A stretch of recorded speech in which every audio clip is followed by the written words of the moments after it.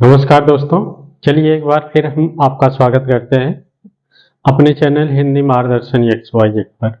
अगर आप इस चैनल पर नए हैं तो सबसे पहले इस चैनल को सब्सक्राइब जरूर करें। तो हमारी जो बोली की भाषा चल रही है, बोली जो चल रही है, जिसका क्षेत्र हम देख रहे हैं, किस क्षेत्र में कौन सी बोली बोली जाती है, उसी के बारे में आज हमारा ये चौथा या पांचवा टॉपिक चल रहा है। तो इसके पहले वाले टॉपिक में हमने देखा अर्धमागधी।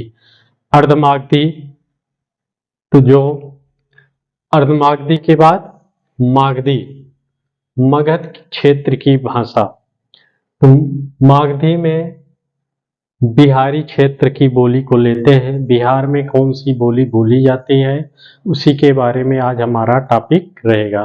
तो इसका एक सूत्र है जो भोजपुरी मैम, बिहार की बोली का एक सूत्र है भोजपुरी मैम, यानी भोजपुरी, मै से मैथिली, म से मगही। ये तीन बोलियां सबसे ज्यादा वहां प्रचलित थी और बोली जाती थी।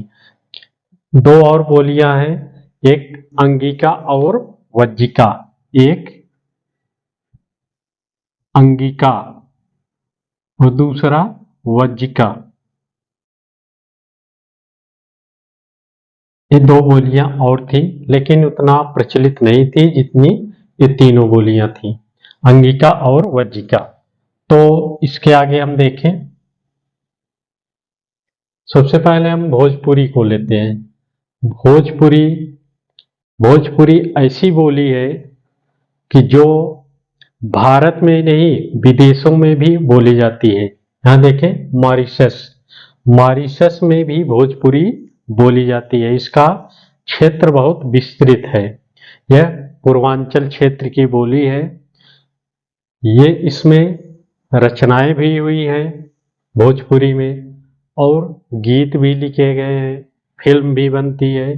तो ये भोजपुरी, तो इसका क्षेत्र क्या है? बस्ती, गोरखपुर, देवरिया, गाजीपुर, बलिया, वाराणसी। बस्ती, गोरखपुर, देवरिया, गाजीपुर, बलिया, वाराणसी। गोरखपुर हमारे योगी जी हैं, जो मुख्यमंत्री, माननीय मुख्यमंत्री योगी जी का निवास गोरखपुर। फिर मिर्जापुर, जौनपुर, जौनपुर का पूर्वी भाग, जौनपुर, शाहाबाद, छपरा, चंपारण, रांची, पलामू और मॉरिशस अन्य देशों में। तो ये इसके क्षेत्र है, कहाँ कहाँ बोली जाती है भोजपुरी। तो इसकी भोजपुरी की शुरुआत, भोजपुरी जो नाम दिया गया वह शेख मुताखरिन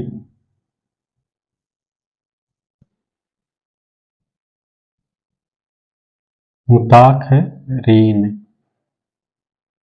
ने 1789,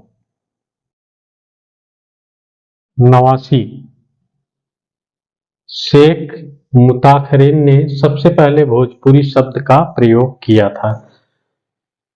तो ये भोजपुरी।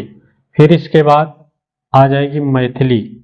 मैथिली जो है मिथिला, मैथिली को हम मिथिला कह ले, तो जिसमें मैथिली का उच्चारण यानी प्रयोग रामायण और स्मृत, याज्ञवल्क्य स्मृत में मैथिली का उल्लेख मिलता है और रामायण का। तो यह बिहार के उत्तर भाग में मुजफ्फरपुर, मुंगेर, भागलपुर, दरभंगा, पूर्णिया, संथाल, पूर्वी चंपारण। फिर उसके बाद मालदह, दिनाजपुर, तिरहुत, नेपाल का तराई भाग। यह क्षेत्र जो है नेपाल का जो तराई भाग है, वहां भी मैथिली बोली बोली जाती है। इसमें मैथिली में देखेंगे विद्यापति ने मैथिली में कई रचनाएं की हैं, तो इसलिए उन्हें मैथिल का कोकिल कहा जाता है। किसको? विद्यापति को। कोलब्रुक ने 1801 में 1801 में कोलब्रुक ने यह नाम दिया था? क्या मैथिली नाम सबसे पहले कोलब्रुक ने दिया था। फिर मगही गया, पटना, मुंगेर, हजारीबाग, पलामू, भागलपुर और रांची। और इसकी लिपि अगर हम देखें तो कैथी लिपि में, इसकी लिपि कैथी लिपि है, इसकी मगही की। ये थे मगही के क्षेत्र।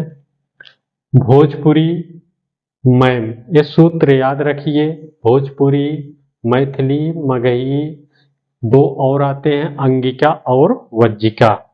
ये 5 बोलियां जो है बिहारी क्षेत्र में बोली जाती है। यहाँ देखें पूर्वी, अगर पूछा जाए पूर्वी बिहार में कौन सी बोली बोली जाती थी, मैथिली और मगही।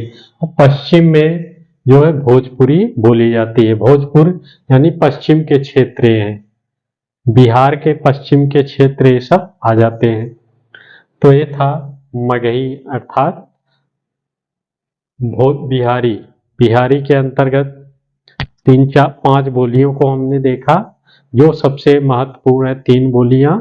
तो यहाँ से भी प्रश्न बनते हैं, तो आप पढ़ते रहिए। नमस्कार।